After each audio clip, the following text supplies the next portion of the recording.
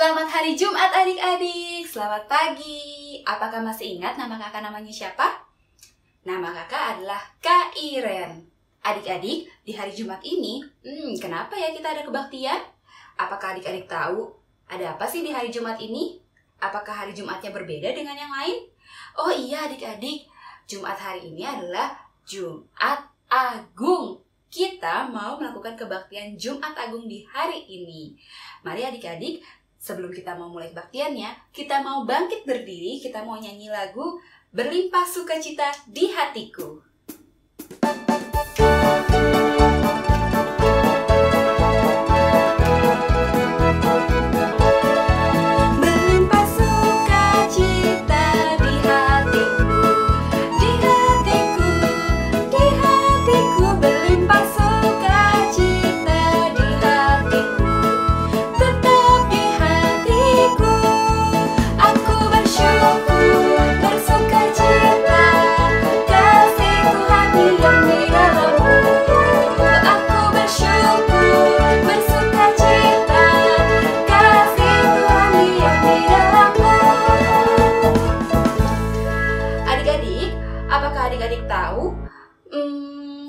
Kira-kira kebaktian Jumat Agung ini rasanya beda ya sama kebaktian Jumat Agung tahun-tahun lalu atau yang sebelum-sebelumnya.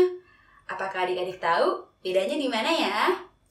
Ternyata adik-adik, tahun lalu kita bisa berkumpul di gereja bersama dengan kakak-kakak, teman-teman lainnya. Tahun ini kita kebaktian sendiri-sendiri dulu ya, supaya kita tetap sehat dan diberkati oleh Tuhan. Nah adik-adik, kita sebelum mau mulai kebaktian ini, kita berdoa dulu yuk. Mari kita lipat tangannya dan tutup matanya. Tuhan Yesus Allah Bapa kami dalam surga, kami mengucap syukur Tuhan atas berkat yang telah Engkau berikan pada hari ini. Tuhan, sekarang kami mau mengikuti kebaktian Jumat Agung, kiranya Engkau yang memberkati kami Tuhan, membuka akal budi kami, memberikan kami konsentrasi dan fokus, sehingga Tuhan kebaktian Jumat Agung ini bisa benar-benar kami maknai. Terima kasih Tuhan Yesus. Amin. Nah adik-adik, sekarang kita mau menyanyi lagunya, yaitu adalah Kasih Yesus Manis dan Indah. Ikuti gerakannya ya.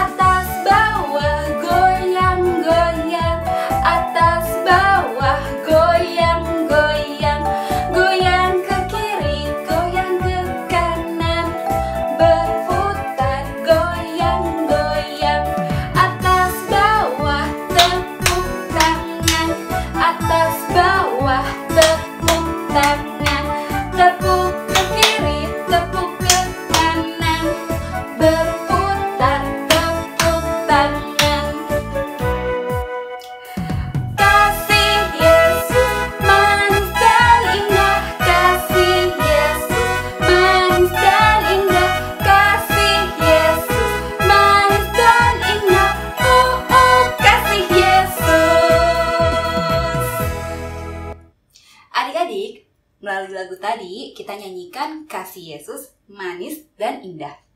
Kenapa ya kasih Yesus manis dan indah? Karena Tuhan Yesus itu mengasihi kita jauh dari kasih-kasih lainnya yang ada di dunia ini. Karena Tuhan Yesus adik-adik sudah mati di kayu salib demi untuk menebus dosa saya, kamu, dan kita semuanya. Kasih Yesus yang seperti tadi kita nyanyi, memang lebih dalam dari lautan dan lebih tinggi dari langit. Mari sekarang kita mau nyanyikan lagu Karena Kasih-Nya.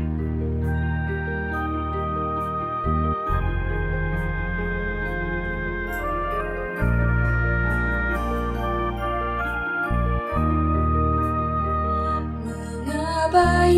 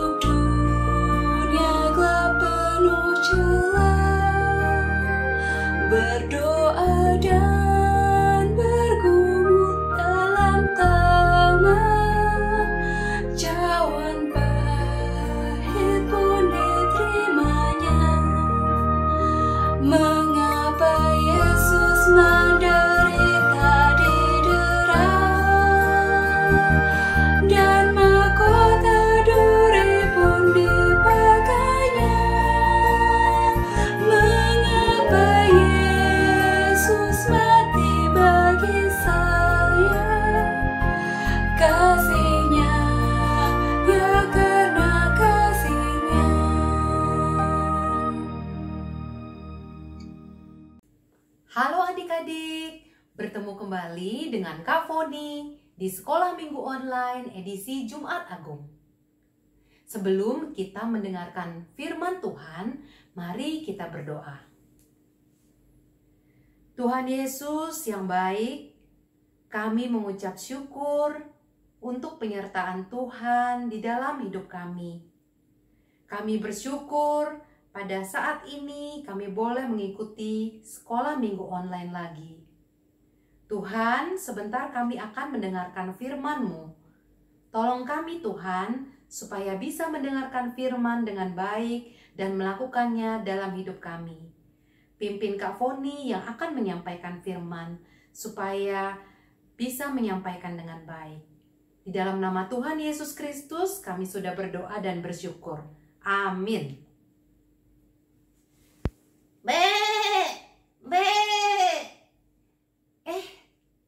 Adik-adik, suara apa itu ya?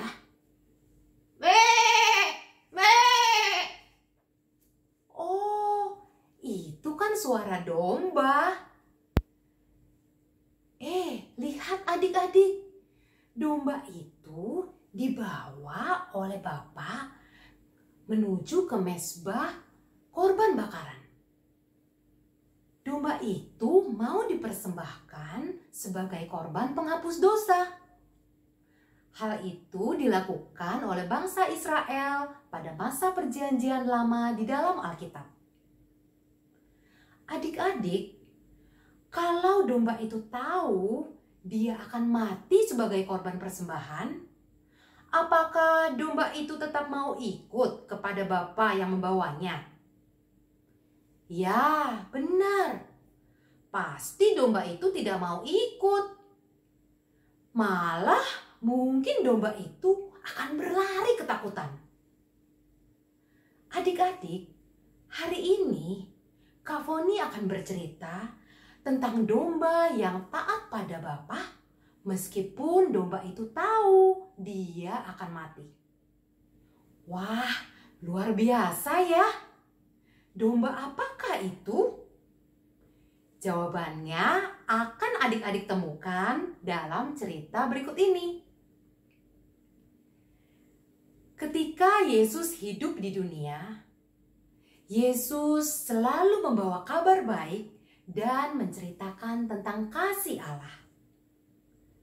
Yesus menyembuhkan orang sakit, membangkitkan orang mati, meredakan angin ribut, dan melakukan banyak mujizat lainnya.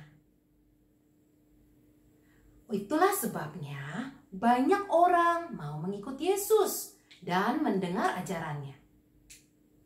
Namun, imam-imam kepala dan orang-orang Farisi tidak suka apa yang diajarkan oleh Yesus.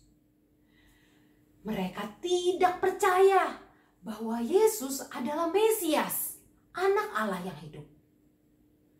Mereka bersepakat ingin membunuh Yesus. Salah seorang murid Yesus yang bernama Yudas Iskariot mengkhianati Yesus dengan menjual Yesus kepada imam-imam kepala senilai 30 keping perak. Yudas membawa prajurit-prajurit Romawi ke Taman Getsemani untuk menangkap Yesus. Lalu Yesus dibawa untuk diadili. Ketika Yesus tiba di hadapan Pontius Pilatus bertanya, "Apakah engkau anak Allah?" Lalu Yesus menjawab, "Engkau sendiri mengatakannya." Lalu Pontius Pilatus menyuruh orang untuk menyesah Yesus. Yesus dicambuk dengan menggunakan cambuk yang ujungnya ada duri yang tajam. Ketika cambuk itu dipukulkan ke bagian tubuh Yesus, duri itu merobek daging Yesus sehingga tubuh Yesus berdarah. Lalu prajurit-prajurit menganyam mahkota duri dan menaruh di atas kepala Yesus. Duri-duri itu menancap kepala Yesus dan darah mengalir dari kepalanya. Adik-adik, prajurit-prajurit itu juga memakaikan Yesus jubah ungu untuk mengejek Yesus. Pontius Pilatus yang tahu bahwa Yesus tidak bersalah, dia ingin membebaskan Yesus. Tapi orang banyak itu berteriak, "Salibkan dia! Salibkan dia!" Sehingga Pilatus menyerahkan Yesus kepada mereka untuk disalibkan. Adik-adik, penderitaan Yesus masih terus berlanjut. Ketika Yesus dipaksa memikul salib yang berat menuju tempat tengkorak yang dalam bahasa Ibrani disebut Golgota. Ketika Yesus tiba di bukit Golgota, prajurit-prajurit memaku tangan dan kaki Yesus dengan paku yang besar. Tok, tok, sakit sekali adik-adik. Lalu prajurit Romawi menggantung Yesus di atas kayu salib. Pontius Pilatus menyuruh memasang tulisan di atas salib itu yang bertuliskan, "Yesus orang Nazaret, Raja orang Yahudi." Di dekat salib Yesus, ibu Yesus dan saudara ibunya dan murid yang dikasihi Yesus berdiri memandang Yesus yang disalib. Hati mereka sedih dan hancur. Mereka menangis dan berkata, "Lihat domba Allah. Lihat domba Allah yang angkut dosa dunia. Lihat domba Allah."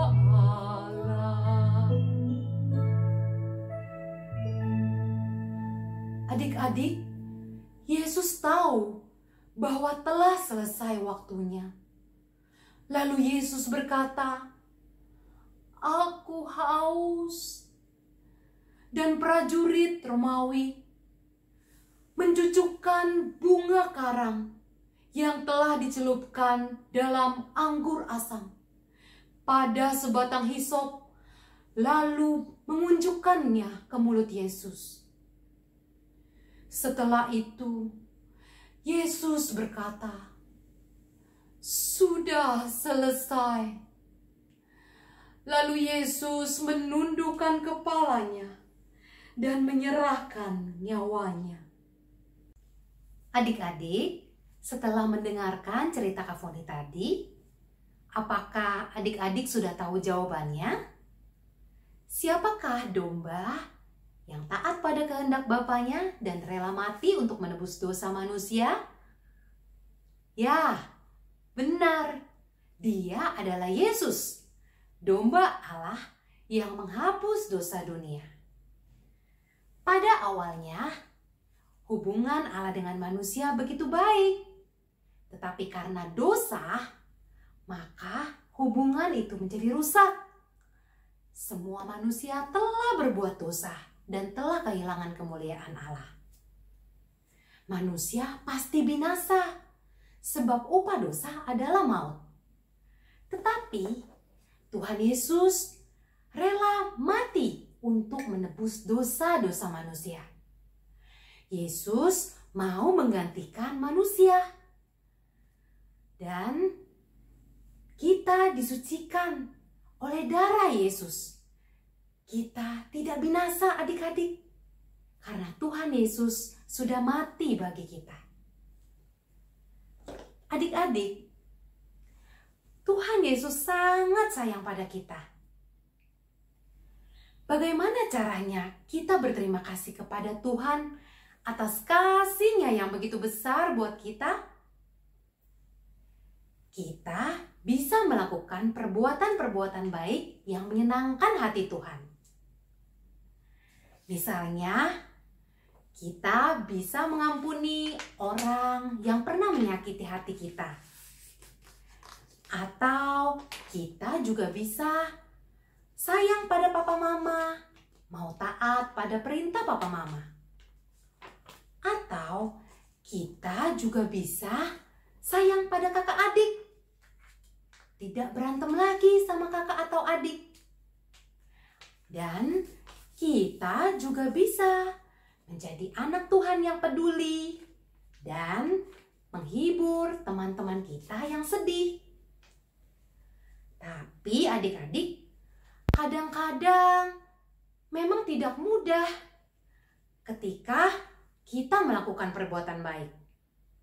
Untuk itulah kita perlu minta pertolongan Tuhan untuk memberikan kekuatan pada kita, membuang segala kebiasaan buruk kita, supaya kita bisa melakukan perbuatan baik. Dan kita harus ingat bahwa Tuhan Yesus sudah mati di salib untuk menebus dosa-dosa kita. Ingatlah pada salib Yesus. Yesus disalib karena cintanya kepadaku dan kepadamu. Mari adik-adik, kita terus mengasihi Tuhan Yesus yang sudah terlebih dulu mengasihi kita. Adik-adik, ayat hafalan kita hari ini diambil dari Yohanes 3 ayat 16a yang berbunyi, "Karena begitu besar kasih Allah akan dunia ini, sehingga Ia telah mengaruniakan anaknya yang tunggal." Kita ulangi sekali lagi ya adik-adik. Yohanes 3 ayat 16a. "Karena begitu besar kasih Allah akan dunia ini, sehingga Ia telah mengaruniakan anaknya yang tunggal." Adik-adik, selamat menjadi pelaku firman Tuhan. Mari kita tutup di dalam doa. Tuhan Yesus yang baik, kami sungguh mengucap syukur untuk kasih setia Tuhan yang begitu besar buat kami.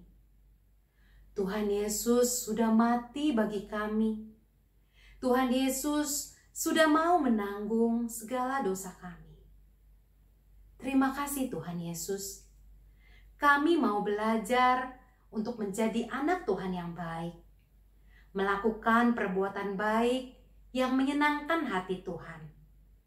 Tolong kami Tuhan, supaya kami boleh selalu ingat akan kasih Tuhan. Di dalam nama Tuhan kami Yesus Kristus, kami sudah berdoa dan mengucap syukur. Amin.